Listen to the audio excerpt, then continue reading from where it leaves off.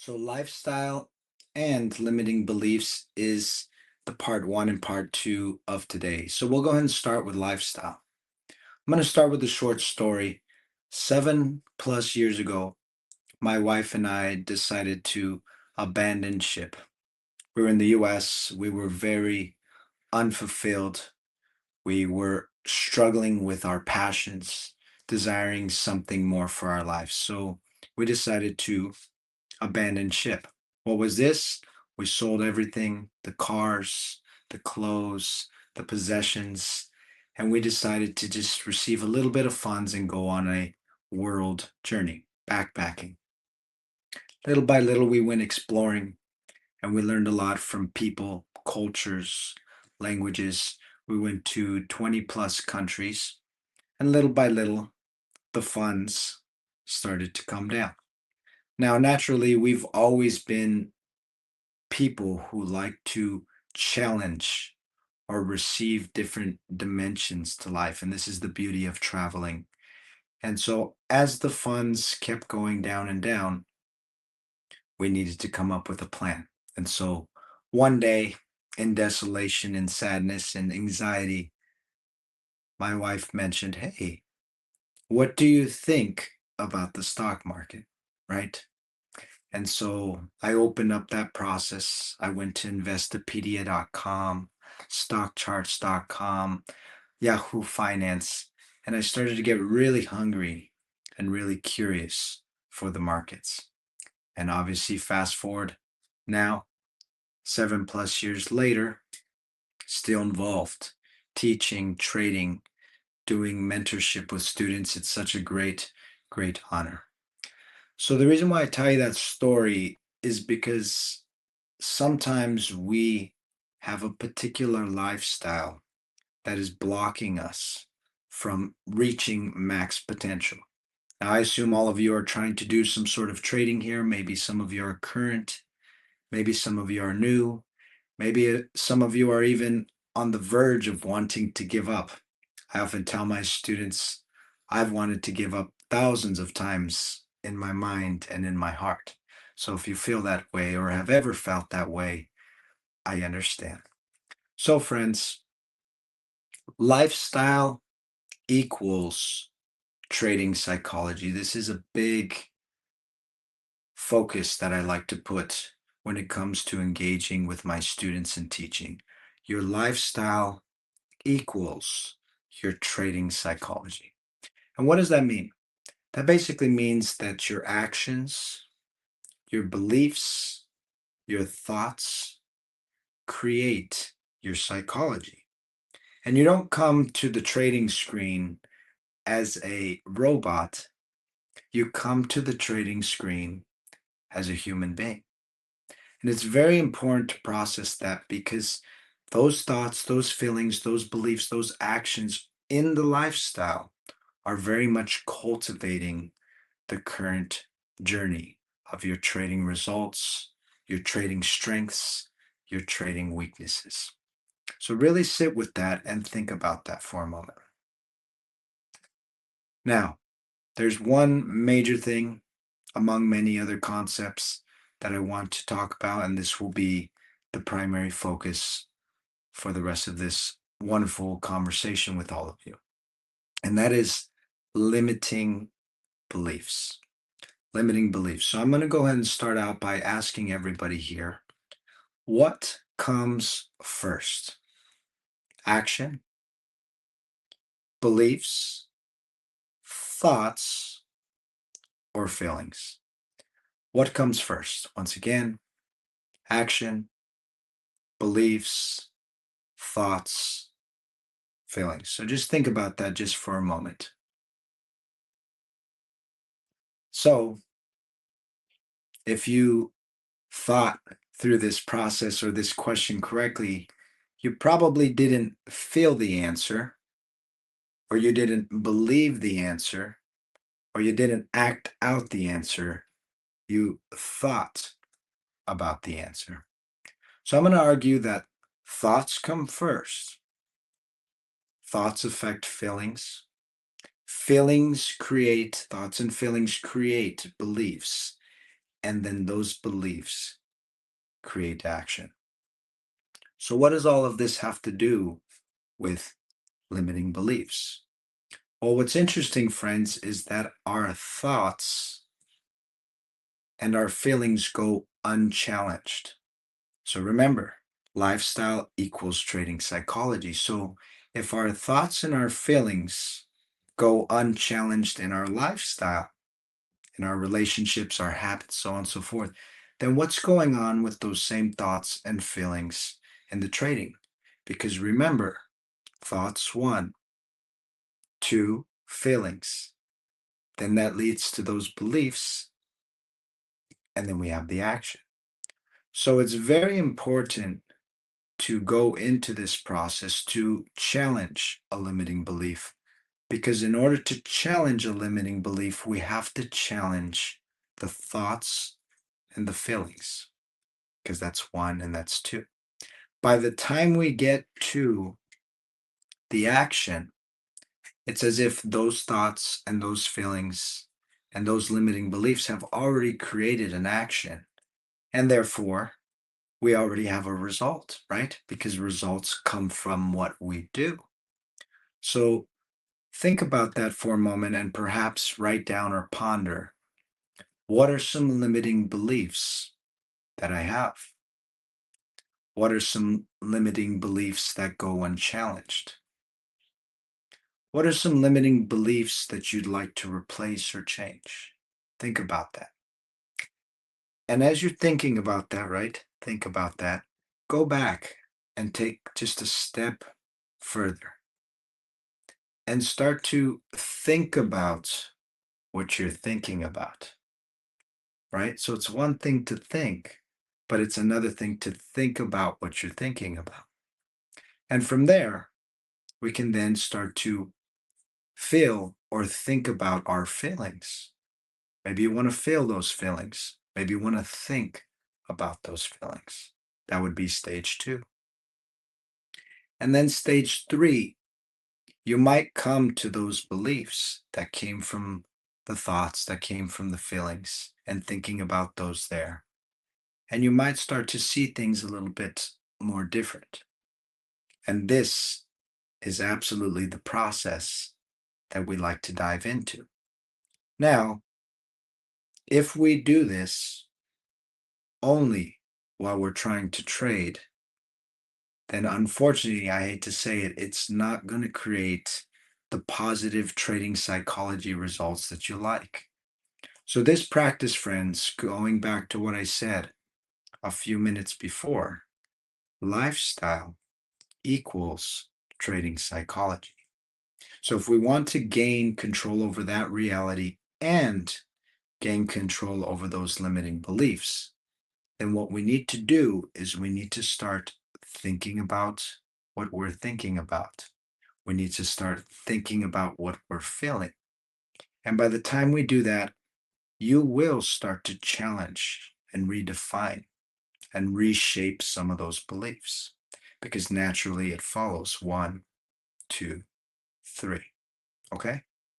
So the next point to go over here is out of those four, thinking, feeling, beliefs, and actions, which one do we think is the easiest or the simplest to change or adjust or shape?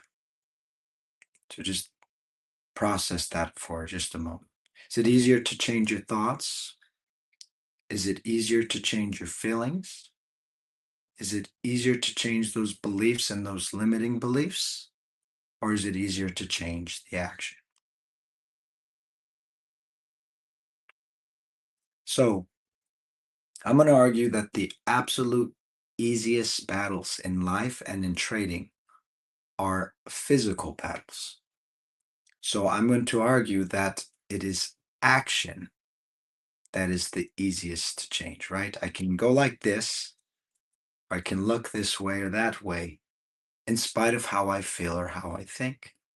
Obviously, there's connection, but if I want to will my action, if I want to take that leap of faith, or act based on how I would like to act, I would argue that that is most important. So I often talk to my students about the following: the thoughts are not going to change overnight, and the feelings may have been evolving and shaping for decades, but we can start to act action the way we really want to act.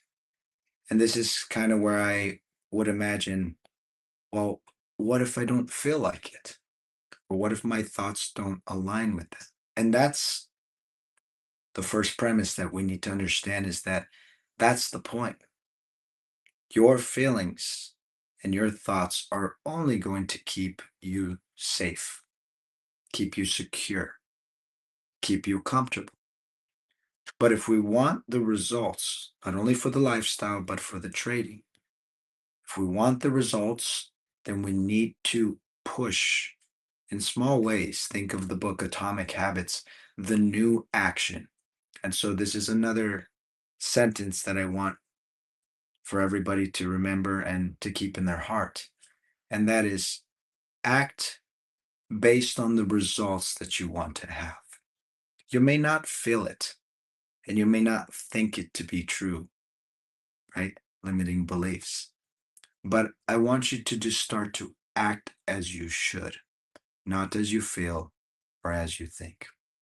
And so naturally, when you continue to act in a certain way, what it does is it kind of reverses this process, right? We said in the beginning, thoughts, feelings, beliefs, actions. But when we start back at the more simple process of changing our action in small micro steps, kind of like the book, as I mentioned before, Atomic Habits, we take micro actions, little actions. Doesn't have to be massive or intense action. It can be micro small actions. And I'll give example in just a moment. Then we can start to act in a different way. And naturally, your feelings and your thoughts are going to kind of go along with this, right? So let's talk about one moment, a very painful action when it comes to trading, and that is the stop loss, taking that stop loss, right? Even after 7+ years and talking to other veteran traders, I don't think we ever feel like taking that stop, right? It's never like, man, that's such a celebration to lose today. And the same idea with the thoughts, right? And a lot of chaos happens sometimes, right? In the beliefs and in the thoughts and in the feelings when you have to click that stop. But if we act as we ought to act, then not only do we get the result that we want, meaning we don't blow accounts, we don't burn our whole process and destroy our journey, but we also rewrite those thoughts and those feelings and those beliefs. And that's really what I want to hit today.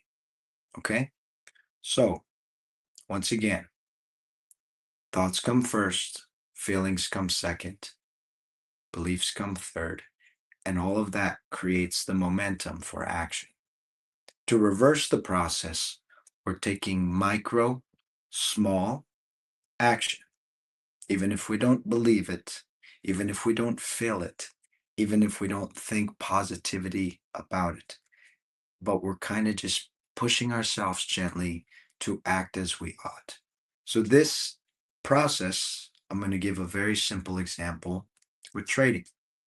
So, when I first started trading, I was convinced that I could figure out how to not lose. And true story, I went 90 days, 90. I went 90 days without losing. You can probably guess how this ended up, right? I had one trade that I got too much ego, lost it all, right? So 90 days of momentum, no losses. I thought I had hacked the market. I kept hearing, you have to take losses in trading. And sure enough, that trade after day 90 destroyed the whole account. Thankfully, it was not a large sum of money, but it was incredibly painful because you continue to reaffirm those beliefs and those thoughts and those feelings that I'm a god, the trading god, right? So there's a very powerful quote. I don't know who created it, but it goes along something like this. When we're rewarded for the wrong action, this is more grave than being rewarded for the right action, right? Because you're getting affirmed for acting the wrong way. And that's exactly what happened to me in those 90 days of thinking I was a trading god. Okay. So now we can get to something very bite sized and very practical to process this. If you struggle with taking a loss, and I'm using this because I think this is probably one of the most difficult on the thoughts and on the feelings and on the beliefs. If you struggle with taking a loss, think about a small action that you can be involved in order to take a small loss. So, not a big loss, but a small loss and a small action to take a small loss. So, that's theoretical. Let me make it more practical for you. One way that I did this is I looked at stocks between $1 and $15 and I said, okay, I hate losing, right? 7+ years ago, I hate losing. And it really messed with my thoughts and my feelings and my limiting beliefs. But how can I lose in a small way and take a small action? So, what I did is I took 1 to 5 shares of stocks between 1 and 15. Mind you, if you do the math on that, 5 shares of a $15 stock, we're basically just up in those small hundreds as far as what's in the account or what's in the trade, I should say. And if you have 1 share of a $15 stock, that's $15. If you rewind from there, 1 share of a $1 stock, 1 share of a $2 stock, we're talking about pretty small positions overall. Now, what I liked to do is I started small.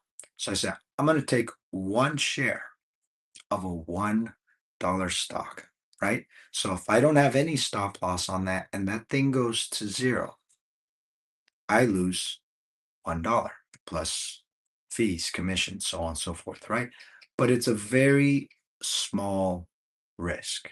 So what I did, I set myself up in the following way and I said, can I take 1 share and put a stop loss on a $1 stock? So 1 share, $1 stock, $1's in. Can I take a 10% stop on that, for example? So it goes from $1 down to 90 cents. That's that small action that we can potentially take, right? Small loss, small action. Repeat again, again, again. And as I said before, this small action and that small negative impact, you will see that you're going to be okay. And those feelings and those thoughts and those limiting beliefs, slowly but surely, are going to disappear or dissipate, or however you'd like to see that. Okay? This is one example. I could give several more, but I think the loss is the big one that really challenges those limiting beliefs and those thoughts and those feelings. Now, having worked with students, I often get into the department of limiting beliefs coming from childhood. This is very common. We have memories, we have bad experiences, we have a negative relationship with money, which I'll talk about as well in just a moment, and maybe something that came from mom or dad or the lack thereof, right? So let me dive into this concept for a moment of relationship of money and limiting beliefs. So, the relationship of money is something that I think of in the following way.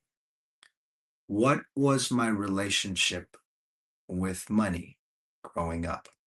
So, you can go back, maybe a memory, 3 years old, 7 years old, so on and so forth.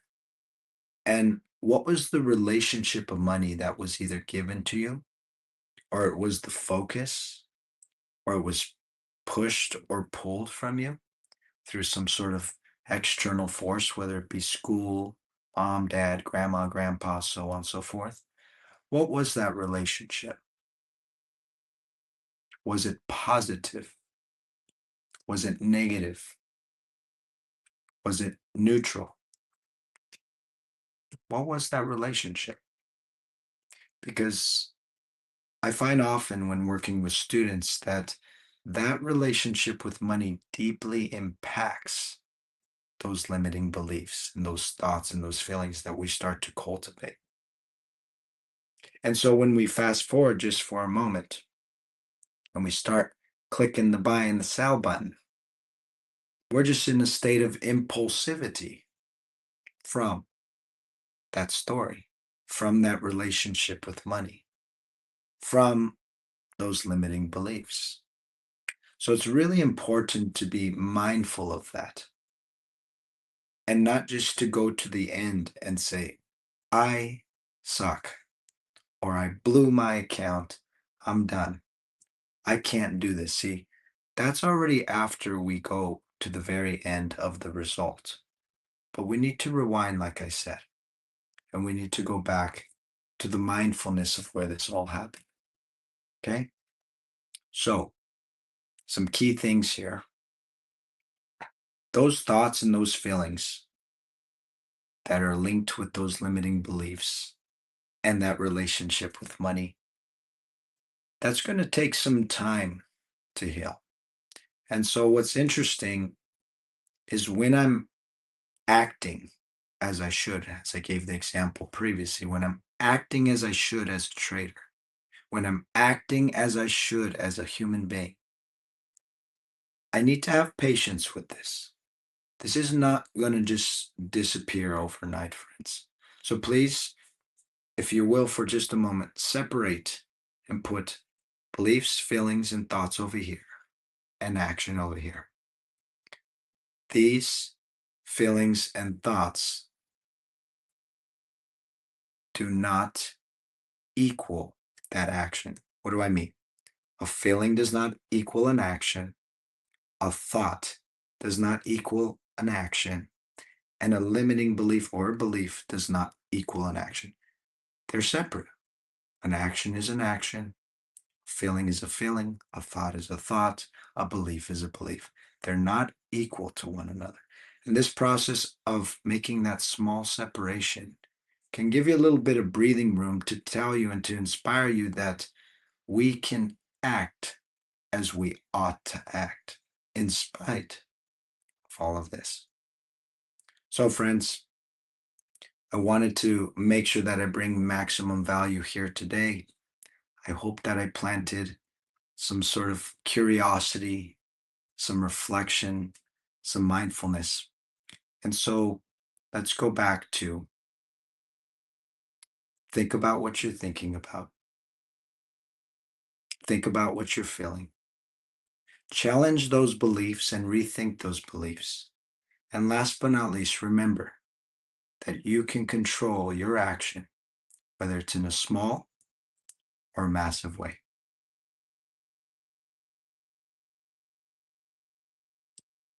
Alex, that's my presentation, brother.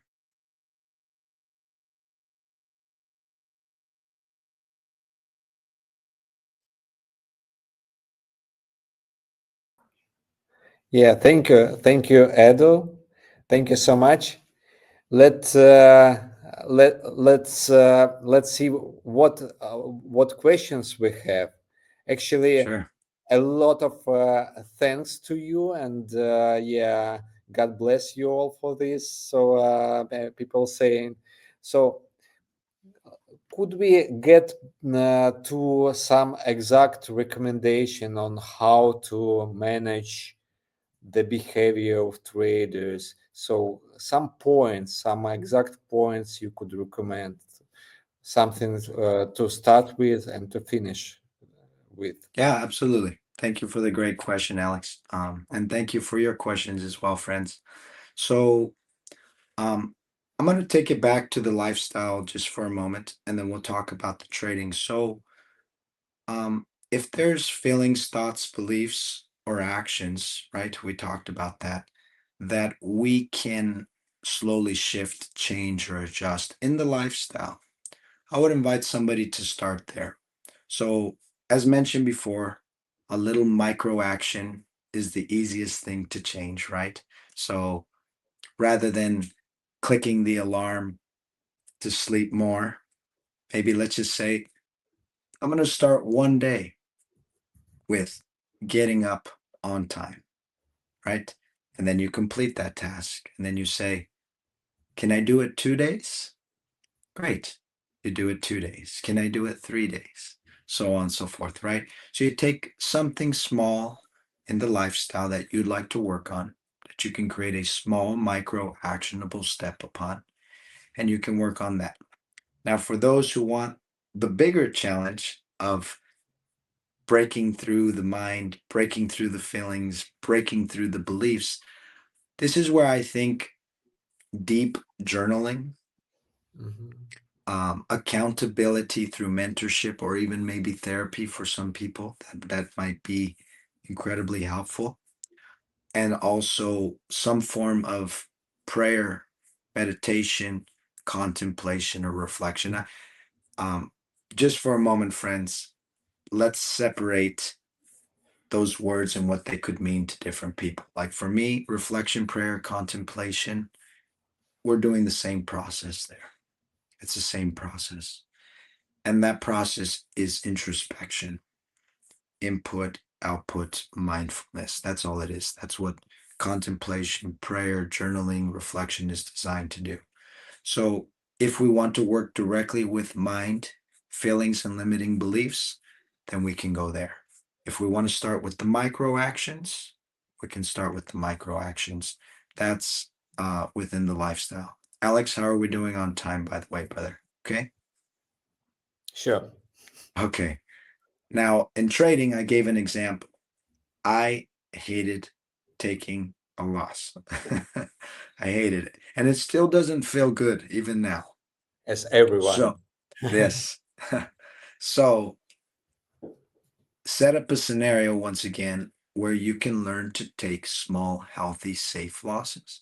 And even if we need to do that on a demo account, no problem. I prefer to feel the money a little bit, right? So one share, $1, or what have you, whatever somebody's trading, set up a similar scenario. If somebody is dealing with selling too early, this is a fun one. Get a stopwatch out and time what is your typical time that you sell. So click, I'm in, I bought, it's moving, so on and so forth. All right, I'm out. How long did that take? Repeat that 10 times. Get an average of your time. And then from there, slowly stretch it. So, example, my average trade is 10 seconds. Great. Can we take it to 15 seconds? Can we take it to 20? Can we take it to these are those micro actions that we can do in trading. Okay, yeah, thank you so much. Um, Thank you, Alex. I have another question. So I think you are a great person to discuss it with. So the Sure, thank question you. about the connection between finances, between money and energy. So, Mm, so they say a lot of people say that money is about energy. How mm, much energy do we receive from the world? So it reflects in your money, in your wealth, right? mm, Do you agree with it? And if so, so how to raise this level of energy that could mm. be reflected in money? Yeah, that's a juicy one there, Alex. Um, yes, it is absolutely energy, most definitely.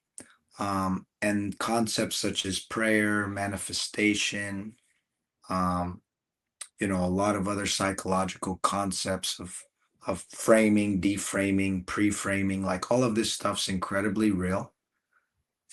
But I should say and not but.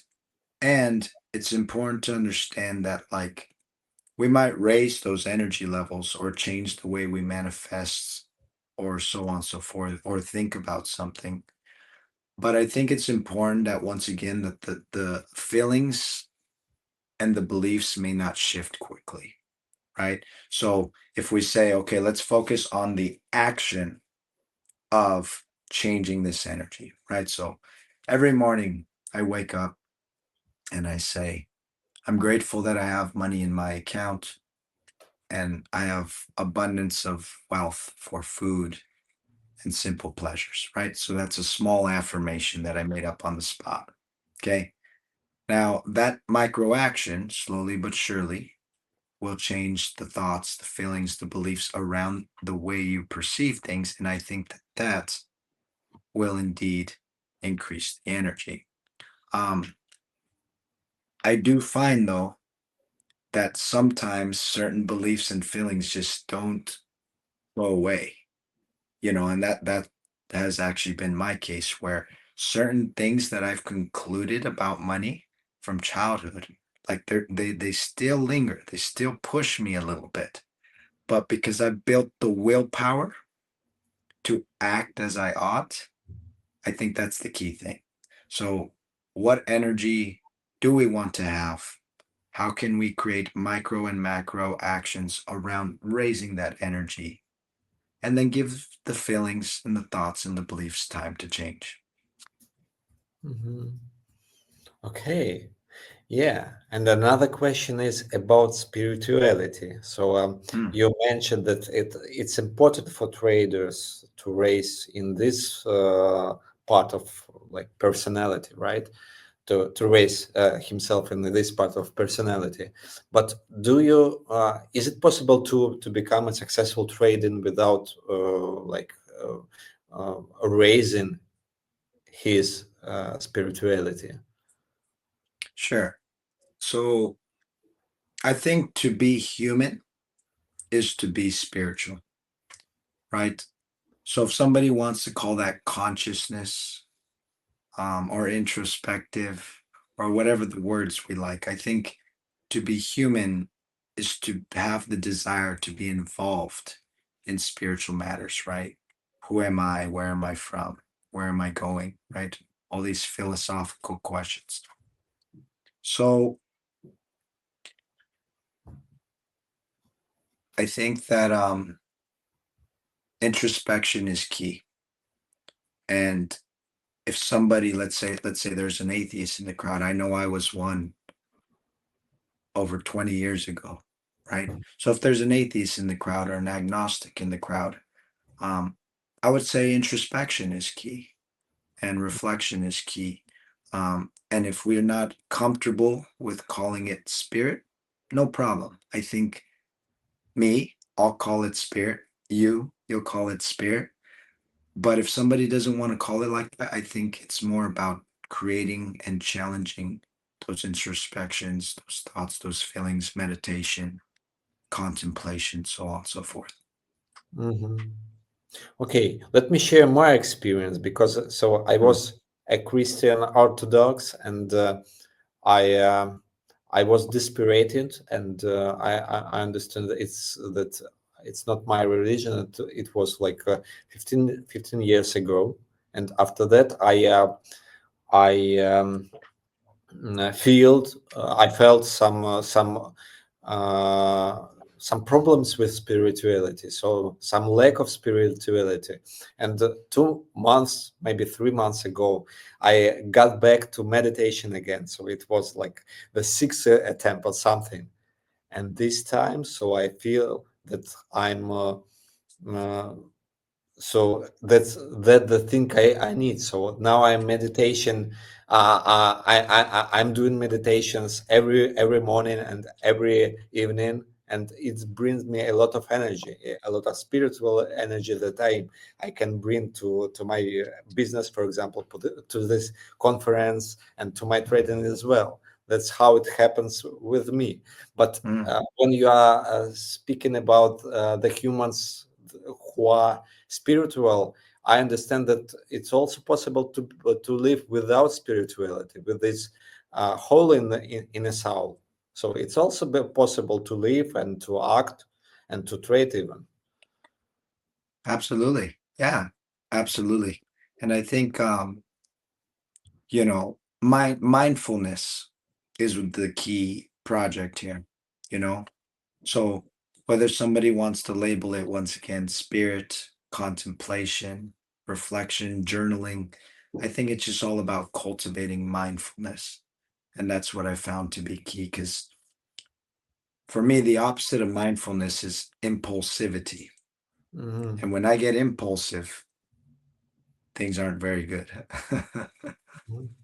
But so now I'm listening to some Dada, the teacher of meditation, right? Mm, And he tells, okay, so sometimes you are in hurry, and it's also okay, because without being in hurry it's impossible to do some things in this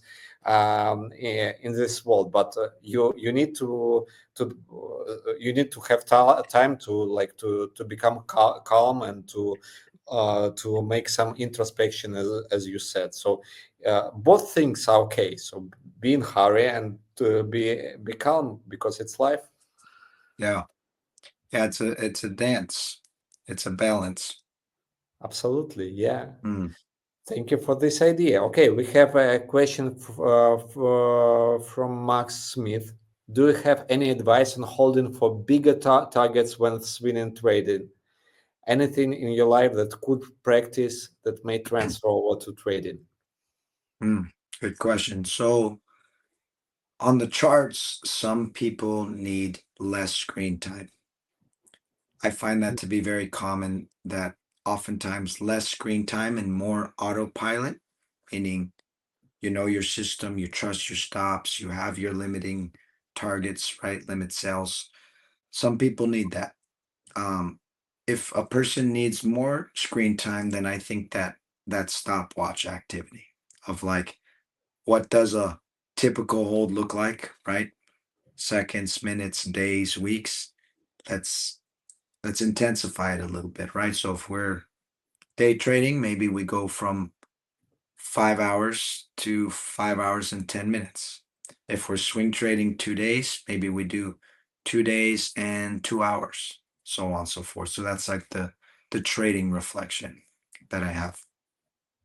In regards to lifestyle, this one is very easy for me. Do challenging, uncomfortable things on every level. Don't hurt yourself, Okay. but challenge yourself. Um, push ourselves from comfort mindset to growth mindset. When we're in growth mindset, that's where we develop willpower and we act as we want to act or as we should, not as we feel or we think. So challenging that is key. May I confront a bit this idea, because me as Yes. a psychologist, I understand that it's impossible to grow without having some basic level of security.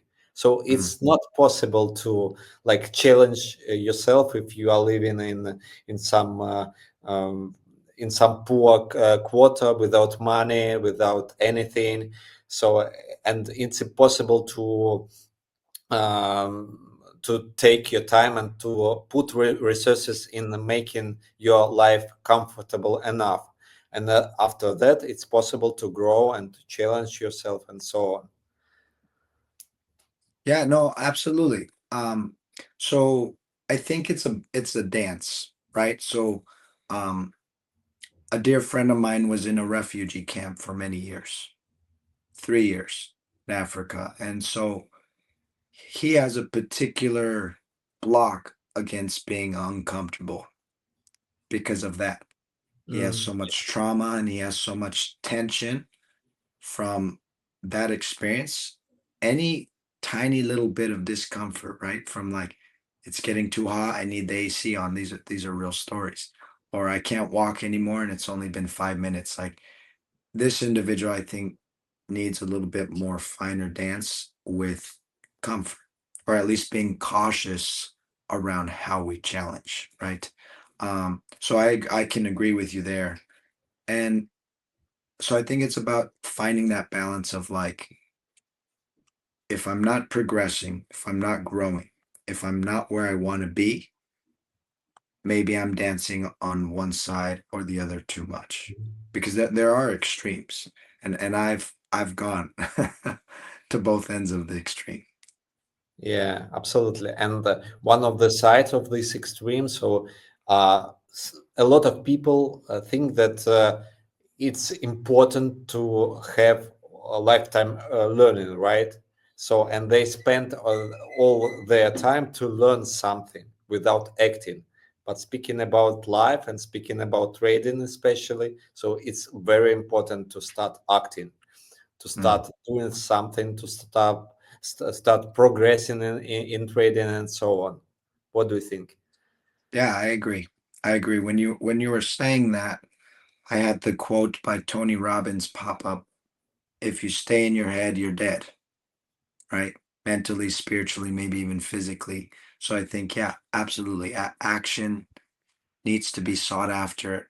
And I think in 2025 and beyond, the challenge for us as traders and humans will be too much thinking, too much feeling. So I think micro, intentional action, mindful action is the right way to go. Hmm. Yeah, absolutely agree. Thank you so much. And may I ask you about the connection between three main like fields of spheres, between body first, emotions second, and thoughts? So how do you think how they are connected, and what are the connection? Because it's important like to control they say, okay, it's important to control your behavior. Okay, but how to do this without understanding your emotions, your thoughts, and your body? Or how you need to like to create some emotional management system, right? But it's impossible to do without knowing how your body reacts to some of the challenges. So Mm, how to build this system of understanding your body, your emotions, and then your thoughts? mm. Yeah, I actually have something that I call the four S's: silence, solitude, simplicity, and stillness. So in university, I actually studied philosophy with the focus on different psychologies and religions: Judaism, Taoism, Christianity, atheism. And I started to think about all these school of thoughts, and I found that they had those four things in common, especially on a deeper, more profound level. So silence, solitude, simplicity, and stillness. Let me break that down. So silence is um this one related a lot to me. Sometimes we talk too much and we need to listen more. That was very true for me. And I found as I talk less and I listen more, I became more mindful. How are they doing? How am I doing? What are they maybe thinking? What am I thinking? And then that made me start thinking about my actions more, right? So that was silence. Stillness is we have a way to, we like to run from ourselves, interestingly enough, right? We can't run away really from ourselves, but we think we can. So, cultivating positive or active stillness, that once again can take form in the form of reading, podcasts, journaling, prayer, yoga, etc., etc. Right? Um, Simplicity. This is a big one for me. Not everyone's a fan of this, but simplicity for me is living in gratitude, but not overabundance. So, what do I need to be content and happy? Needs that I have to be happy and contribute to others. And then everything else outside of that, I consider those extras. So I try to live in a simple or simplicity perspective. And then solitude, last but not least, spending quality time with oneself. Quality versus quantity. Okay. So yeah, it sounds great, really great. But for example, so I'm a parent, right? I have two children. Yeah, I need to to earn money to feed my family.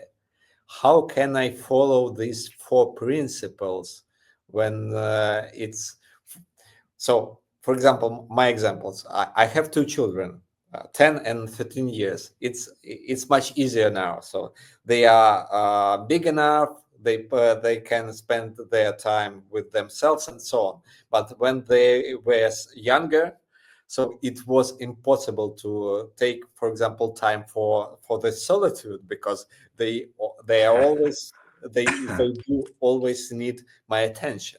So how to cope with that? So a lot of traders they have families.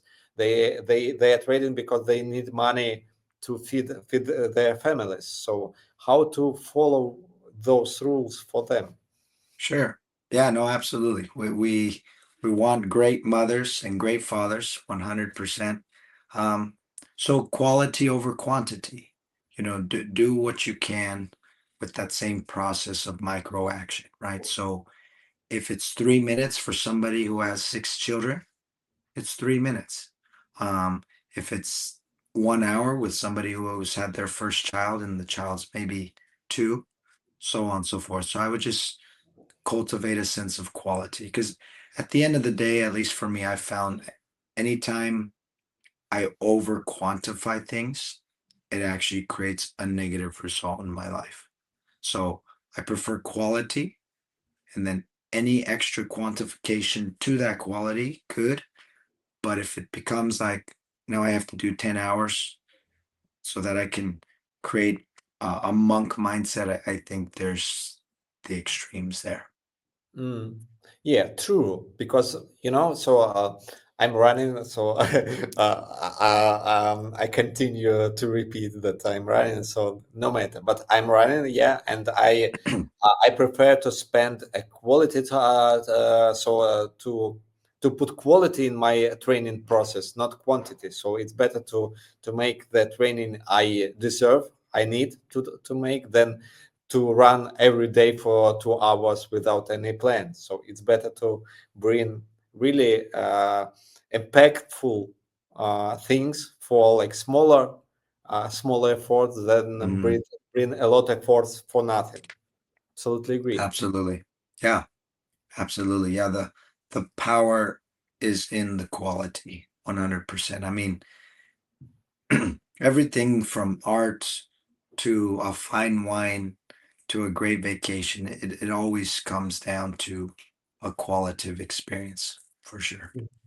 Okay, and I've met a lot of traders who think, okay, I will be trading 12 hours, 7 days a week because I want to trade better. What would you say to those people? So those types of individuals, I usually give them a little bit of a test. And I ask them, okay, I'm going to presume that your strategy is great and it has an edge and it's good for your mindset. So let's just presume those things: strategy, trading edge, mindset. Now, break it down for me into 5 or 6 simple steps with as much detail as possible and with as much simplicity as possible. And every once in a while, somebody can do it right away. And that for me is kind of like, okay, they can coach and they can teach it, which means I think they have a good understanding over it. But a lot of times, they don't even know where to begin, which for me kind of gets me thinking, okay, do they actually have a system? Does that strategy actually have an edge? And is it bringing positive mindset to them? So that's my simple way of addressing is like, let's break it down and let's turn you from the student into the teacher and let's see what we got. Okay, good idea. So they need to explain why other people should trade 12 Sure. 7, right? Okay, good idea. Thank you so much, Edo. So, Alex, thanks to you, brother.